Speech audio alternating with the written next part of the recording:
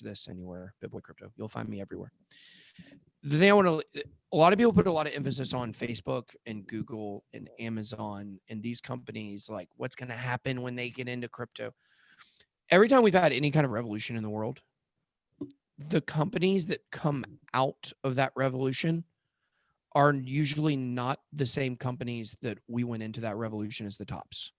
And I think that really speaks to the opportunity that exists with a lot of these top projects, all these top coins.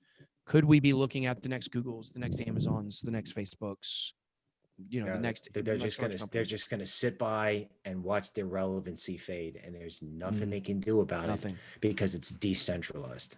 That's right. That goes for the banks and FANG. He's absolutely right.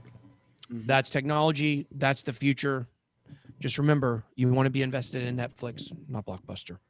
All right, guys. Thank you so much for joining me tonight. Right, and thank you, Token Metrics, for allowing me to join you guys. And we will talk to you guys later. BitBoy out. BitBoy out.